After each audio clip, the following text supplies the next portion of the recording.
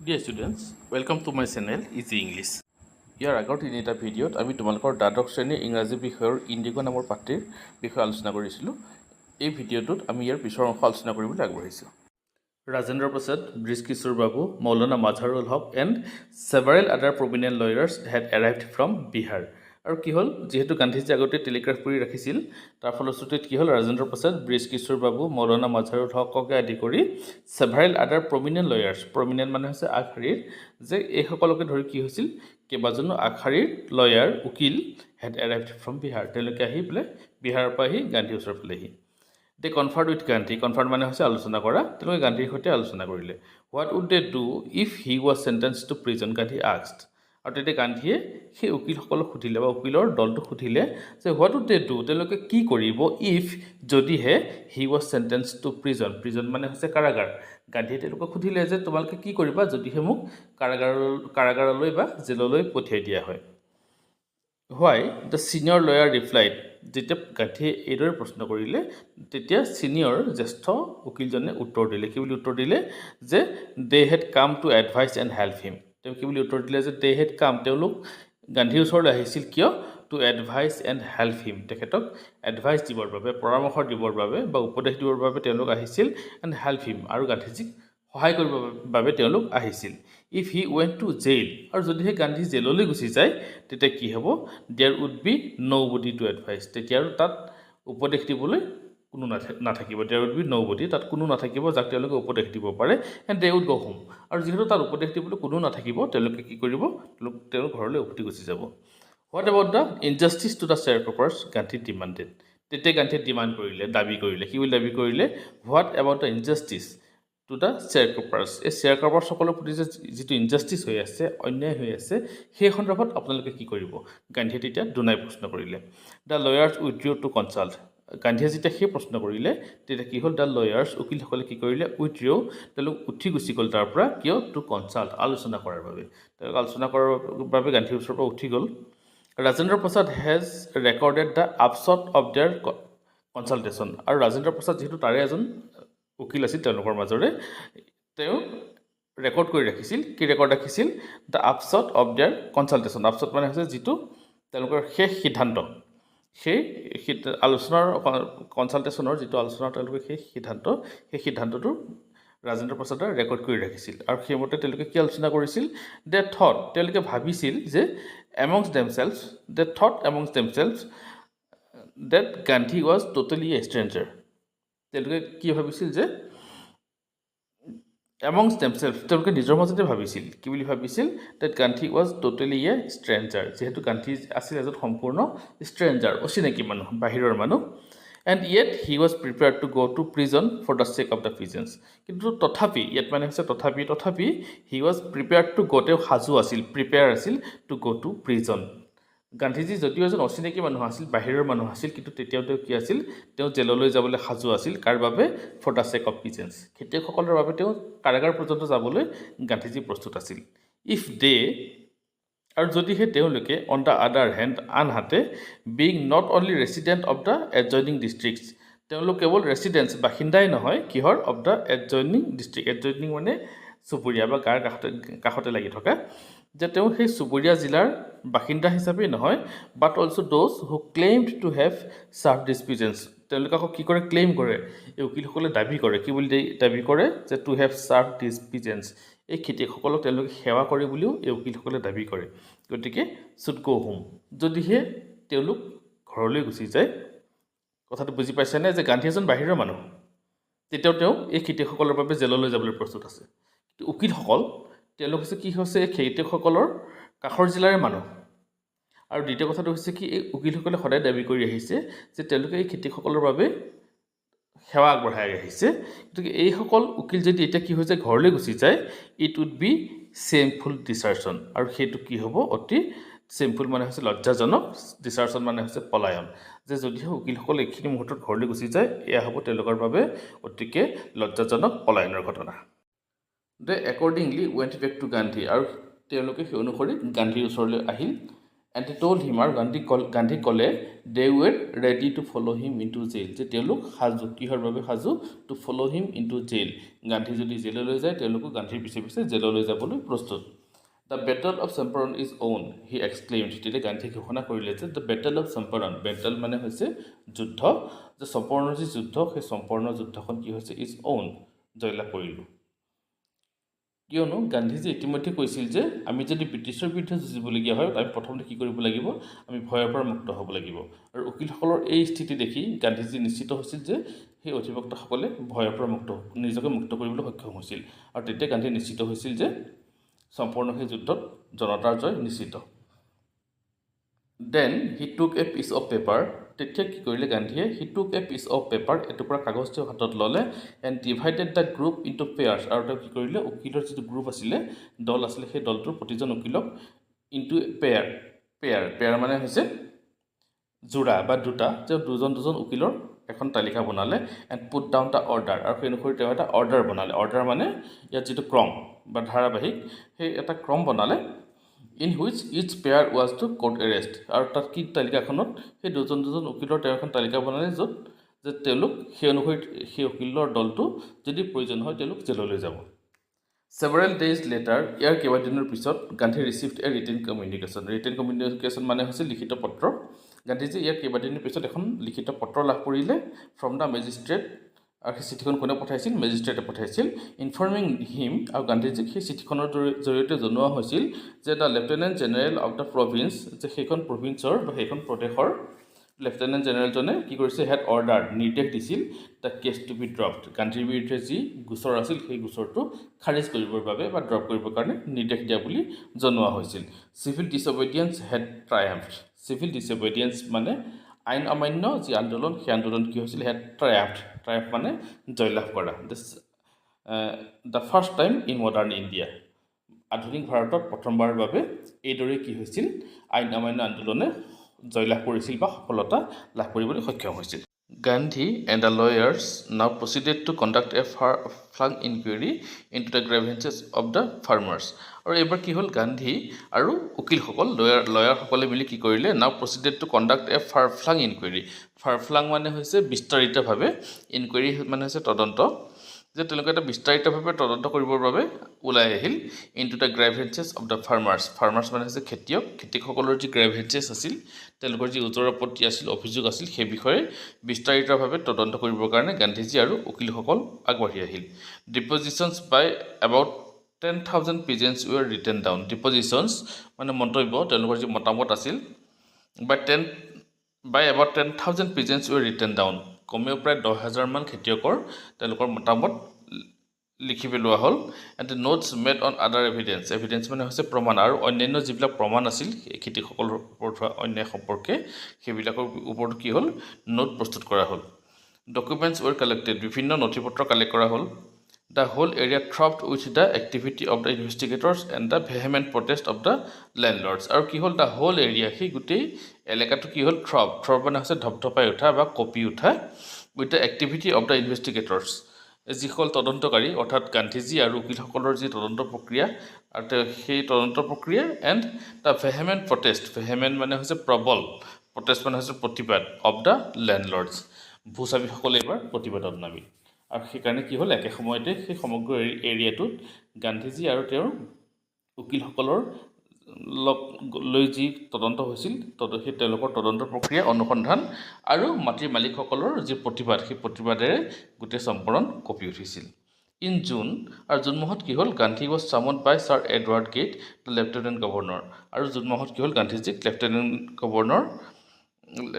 Sir Edward গেটে মাতি পঠিয়ালে before he went he made leading associates আৰু ছাৰ এডৱাৰ্ড গেটক লগ পোৱাৰ আগতে কি কৰিলে গান্ধীজীয়ে কাক সাক্ষাৎ লগ কৰিলে লিডিং এছ'চিয়েটছ তেওঁৰ যিসকল নেতৃস্থানীয় সংগী আছিল তেওঁলোকক তেওঁ লগ কৰিলে and again laid detail plans for civil disobedience if he should not return আৰু তেওঁ কি কৰিলে laid detail plans for civil disobedience আৰু আইন অমান্য আন্দোলনৰ বাবে সম্পূৰ্ণ পৰিকল্পনা তেওঁ প্ৰস্তুত কৰি পেলালে if he should not return যদিহে গান্ধী উভতি নাহে তেতিয়া কিদৰে আইন অমান্য আন্দোলন চলোৱা হ'ব তাৰ সকলো প্লেনিং সম্পূৰ্ণ কৰা হ'ল Gandhi had 4 protracted interviews with the Lieutenant Governor, who, as a result, appointed an official commission of inquiry into the Indigo sharecroppers' situation. Gandhi had 4 protracted interviews, আৰু লেফটেনেণ্টৰ লগত কি হ'ল গান্ধীজীৰ 4টা প্ৰট্ৰেক্টেড মানে হৈছে দীঘলীয়া 4টা দীঘলীয়া ইণ্টাৰভিউ হ'ল সাক্ষাৎকাৰ হ'ল আৰু কি হ'ল হু এজ এ ৰিজাল্ট আৰু তাৰ ফলস্বৰূপে কি হ'ল appointed N official commission of enquiry আৰু তাৰ ফলস্বৰূপে লেফটেনেণ্ট গভৰ্ণৰে কি কৰিলে এখন চৰকাৰীভাৱে ইনকুৱাৰী কমিশ্যন তেওঁ গঠন কৰি দিলে অৰ্থাৎ তদন্ত সমিতি গঠন কৰি দিলে ইনটু দ্য শ্বেয়াৰক্ৰপাৰ চিটুৱেশ্যন যে শ্বেয়াৰক্ৰপাৰসকলৰ যি পৰিস্থিতি আছিল সেই সম্পৰ্কে অনুসন্ধান কৰিবৰ কাৰণে এখন আয়োগ তেওঁ তদন্ত আয়োগ গঠন কৰি দিলে দ্য কমিশ্যন কনচিষ্টেড অফ লেণ্ডলৰ্ডছ আৰু সেই কমিটিখনত কোন কোন আছিল লেণ্ডলৰ্ডসকল আছিল মাটিৰ মালিকসকল আছিল গভৰ্ণমেণ্ট অফিচিয়েলছ চৰকাৰী বিষয়াসকল আছিল আৰু লগতে আছিল and Gandhi as the sole representative of the peasants আৰু খেতিয়কসকলৰ একমাত্ৰ প্ৰতিনিধি হিচাপে সেই কমিটিখনত অন্তৰ্ভুক্ত হৈছিল Mahatma Gandhi Gandhi remained in Champaran for an initial uninterrupted period of 7 months. Gandhiji কিমান দিন আছিল চম্পৰণত for an initial uninterrupted period of 7 months. তেওঁ প্ৰথমতে একেৰাহে 7 মাহৰ বাবে তেওঁ চম্পৰণত আছিল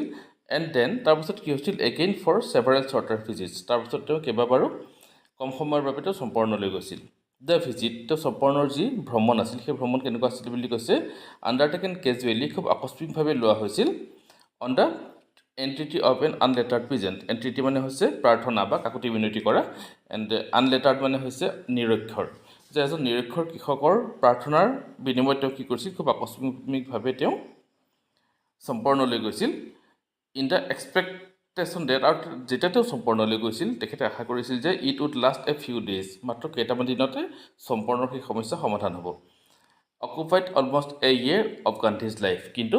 সম্পূৰ্ণ সেই ঘটনাই গান্ধীৰ জীৱনৰ প্ৰায় এটা বছৰ অধিকাৰ কৰি ল'লে the official inquiry assembled a crushing mountain of evidence against the big planters আৰু কি হৈছিল দ্য অফিচিয়েল ইনকুৱাৰী যিহেতু এখন ইনকুৱাৰী কমিশ্যন বহোৱা হৈছিল আৰু সেই আয়োগখনে যি তদন্ত কৰিছিল সেই তদন্তত কি হৈছিল এছেম্বলড গোট খাইছিল a crushing mountain of evidence against the big planters মানে হৈছে মাটিৰ মালিক যে মাটিৰ মালিকবিলাকৰ বিষয়ে কি হৈছে ইমান বেছি অভিযোগ গোট খাইছিল কমপ্লেইন গোট খাইছিল বা তথ্য প্ৰমাণ গোট খাইছিল এভিডেন্স মানে হৈছে তথ্য প্ৰমাণ যে ইমান বেছি প্ৰমাণ সেই মাটিৰ মালিকবিলাকৰ বিৰুদ্ধে গোট খাইছিল যে ই এটা পৰ্বতৰ আকাৰ লৈছিল এণ্ড হুৱেন দে চ' দিছ আৰু যেতিয়া মাটিৰ মালিকবিলাকে দেখা পালে যে তেওঁলোকৰ বিৰুদ্ধে তথ্য প্ৰমাণ বহুত বেছি গোট খাইছে যে এটা পৰ্বত মানে তথ্য প্ৰমাণ গোট খাইছে তেতিয়া কি হ'ল দে এগ্ৰিড সিহঁতে মান্তি হ'ল বা সন্মত হ'ল in principle to make refunds to the peasants তেওঁ কি কৰিবৰ কাৰণে মাতি হ'ল তেওঁলোক to make refunds to the peasants তেওঁলোকে খেতিয়কবিলাকৰ পৰা যিবিলাক পইচা লৈছিল ঠগি পেলাই সেই পইচাবিলাক ঘূৰাই দিবৰ বাবে সিহঁত সন্মত হ'ল but how much must we pay they আক্সড গান্ধী আৰু তাৰপিছত তেওঁলোকে গান্ধীক সুধিলে যে আমি কিমানখিনি টকা এতিয়া খেতিয়কসকলক ঘূৰাই দিব লাগিব they thought he would demand repayment in full of the money which they had illegally and deceitfully extorted from the sharecroppers কি হৈছিল দে থট আৰু সেই মাটিৰ মালিকবিলাকে ভাবিছিল যে হি উড মানে হৈছে গান্ধীয়ে ডিমাণ্ড কৰিব দাবী কৰিব repayment in full of the money যিমান টকা তেওঁলোকে লৈছিল সেই গোটেই পইচা ঘূৰাই বিচাৰিব বুলি তেওঁলোকে ভাবিছিল which they had illegally and deceitfully যিবিলাক টকা তেওঁলোকে ইলিগেলি বেআইনীভাৱে আৰু ডিচিটফুলি প্ৰবঞ্চনাৰে কি কৰিছিল এক্সটৰ্টেড কাঢ়ি লৈছিল ফ্ৰম দ্য শ্বেয়াৰক্ৰপাৰ্ছ তেওঁলোকে শ্বেয়াৰক্ৰপাৰবিলাকৰ পৰা বেআইনীভাৱে আৰু প্ৰবঞ্চনাৰে যিবোৰ টকা কাঢ়ি লৈছিল সেই গোটেইখিনি টকা ঘূৰাই বিচাৰিব বুলি তেওঁলোকে ভাবিছিল হি আক্স অনলি 50% কিন্তু গান্ধীয়ে গোটেই টকা ঘূৰাই বিচৰা নাছিল গান্ধীয়ে বিচাৰিছিল অনলি 50% টকা ঘূৰাই দিবলৈ তেওঁ কৈছিল দেয়াৰ হি চিমড এডামেণ্ট মানে হৈছে আকুৰ গছৰি থকা আৰু সেই যে 50% বিচাৰিছিল সেই স্থিতিত গান্ধী অটল আছিল rights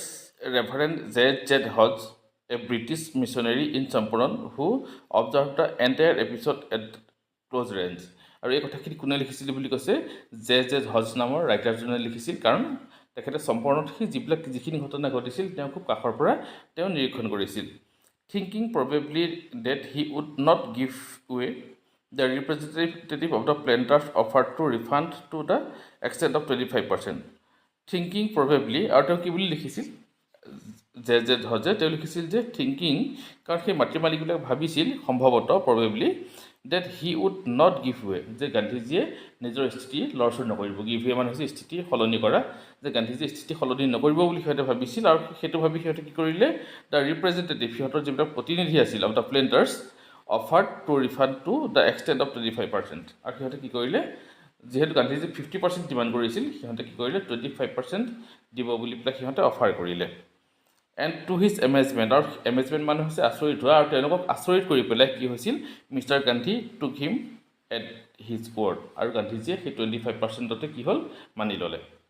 Das breaking the deadlock, deadlock মানে অচল অৱস্থা, যি মাটিৰ মালিক আৰু খেতিয়কসকলৰ মাজত যি সংঘাতৰ সৃষ্টি হৈছিল, তাক লৈ যি অচল অৱস্থাৰ সৃষ্টি হৈছিল, এইদৰে গান্ধীয়ে কি কৰিছিল, সেই অচল অৱস্থাৰ অন্ত পেলাইছিল। This settlement was adopted unanimously by the commission. This settlement, আৰু এই যিটো মীমাংসা হৈছিল, এই মীমাংসাটো কি হৈছিল, was adopted মানে গ্ৰহণ কৰা, unanimously সৰ্বসন্মতিক্ৰমে by the commission, যিখন আয়োগ গঠন কৰি দিয়া হৈছিল, সেই আয়োগে সৰ্বসন্মতিক্ৰমে সেই মীমাংসা কি কৰিছিল, গ্ৰহণ কৰিছিল।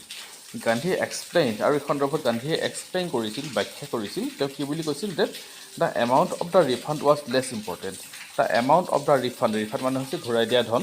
আৰু এমাউণ্ট মানে হৈছে পৰিমাণ, যে তেওঁলোকে কিমান পৰিমাণৰ ধন ঘূৰাই দিছিল, ডেট ইজ লেছ ইম্পৰ্টেণ্ট, সেইটো হৈছে বেছি গুৰুত্বপূৰ্ণ কথা নহয়, বেছি ইম্পৰ্টেণ্ট নহয়।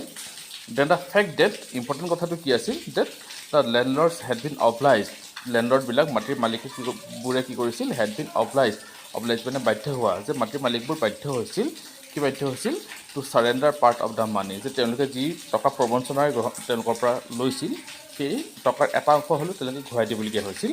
আৰু দ্বিতীয় কথাটো আছিল কি, with it part of there Prestige, Prestige মানে হৈছে সন্মান, আৰু সেই এটা অংশ টকা তেওঁলোকে ঘূৰাই দিবলগীয়া হৈছিল। ইয়াৰ লগে লগে কি হৈছিল, সেই মাটিৰ মালিকবিলাকে খেতিয়কসকলৰ ওচৰত তেওঁলোকৰ সন্মান হেৰুৱাবলগীয়া হৈছিল। Therefore, as far as the peasants were concerned, কিয়নো ইমান দিনে কি হৈছিল, as far as the peasants were concerned, এই খেতিয়কসকলৰ ক্ষেত্ৰত কি হৈছিল, the planters had behaved as lords above the law, the planters এই মাটিৰ মালিকবোৰে কি কৰিছিল, হেড বিহেভড আচৰণ কৰিছিল বা ব্যৱহাৰ কৰিছিল, কেনেধৰণে আচৰণ কৰিছিল, as lords above the law, lord মানে হৈছে ভগৱান বা মালিক, এবভ দ্য ল, যে ইমান দিনে কি হৈছিল, এই খেতিয়কবিলাকৰ আগত মাটিৰ মালিকবোৰে এনেধৰণৰ আচৰণ কৰিছিল যে তেওঁলোকক আইনে কেতিয়াও ঢুকি নাপায়, এবভ দ্য ল। নাও দ্য পিজেন্টছ শ্ব' ডেট, কিন্তু এতিয়া কি হ'ল, দ্য পিজেন্টছ শ্ব', খেতিয়কবিলাকে দেখা পাইছিল, কি দেখা পাইছিল, যে হি হেড ৰাইটছ, যে তেওঁৰ কিছুমান অধিকাৰ আছে, আৰু কি আছে, এণ্ড ডিফেণ্ডাৰ্ছ, আৰু আছে তেওঁৰ ডিফেণ্ডাৰ্ছ, ডিফেণ্ডাৰ্ছ মানে হৈছে ৰক্ষক, অৰ্থাৎ যিসকলে তেওঁলোকৰ সুৰক্ষাৰ বাবে যুদ্ধ কৰিব পাৰে। হি লাৰ্ণ কৰেজ, কৰেজ মানে হৈছে সাহস, আৰু যেতিয়া খেতিয়কসকলে গম পালে যে তেওঁলোকৰ কিছুমান অধিকাৰ আছে আৰু তেওঁলোকৰ বাবে যুঁজিবলৈ কোনোবা আছে, তেওঁলোক সাহসী হৈ উঠিল। ইভেণ্টছ জাষ্টিফাইড গান্ধীজ পজিশ্যন, আৰু এইবিলাক যিবিলাক ঘটনা ঘটি গ'ল, এইবিলাকে কি হৈছিল, গান্ধীৰ যি স্থিতি আছিল সেই স্থিতিক জাষ্টিফাই কৰিলে। Within a few years the British planters abandon their estates, within a few days, আৰু কিছুদিনৰ ভিতৰতে কি হ'ল, দ্য ব্ৰিটিছ প্লেণ্টাৰ্ছ, ব্ৰিটিছৰ যিবিলাক মাটিৰ মালিক আছিল, এবেণ্ডন দেয়াৰ এষ্টেটছ, সিহঁতে কি কৰিছিল, এবেণ্ডন এৰি থৈ গৈছিল, পৰিত্যক্ত কৰি পেলাইছিল, দেয়াৰ এষ্টেট, এষ্টেট মানে মই কৈছোঁ আগতে জমিদাৰী, যে সেই জমিদাৰীবিলাক পৰিত্যক্ত কৰি এৰি থৈ তেওঁলোক গুচি গৈছিল। হুইচ ৰিভাৰ্টেড টু দ্য পিজেন্টছ, আৰু সেইবোৰ যিবোৰ মাটি তেওঁলোকে এৰি থৈ গৈছিল, ৰিভাৰ্টেড মানে হৈছে ঘূৰাই পোৱা, টু দ্য পিজেন্টছ, সেইবোৰ মাটি খেতিয়কসকলক ঘূৰাই দিয়া হৈছিল। ইণ্ডিগ' শ্বেয়াৰ ক্ৰপিং ডিজেপিয়াৰ্ড, আৰু ইয়াৰ লগে লগে কি হৈছিল, যে ইণ্ডিগ' যিটো শ্বেয়াৰ ক্ৰপিং ব্যৱস্থা আছিল, সেই ব্যৱস্থাটো কি হৈছিল, ডিজেপিয়াৰ হৈ গৈছিল, ডিজেপিয়াৰ মানে নোহোৱা হৈ যোৱা বা অদৃশ্য হৈ যোৱা। ছাত্ৰ ছাত্ৰীসকল, আজিৰ কাৰণে এইখিনি ভিডিঅ' ইমানতে আমি সামৰিছোঁ। ইয়াৰ পিছত হয়তো আমাৰ আৰু এটা ভিডিঅ' আমি পৰৱৰ্তী ভিডিঅ'ত এই গোটেই পাঠটোৰ আমি আলোচনা শেষ কৰিব পাৰিম, আৰু সেই পাঠটো আলোচনা শেষ হোৱাৰ পিছতে আমি ইয়াৰ প্ৰশ্ন উত্তৰবিলাক আলোচনা কৰিম। আজিলৈকে ইমানেই, ধন্যবাদ।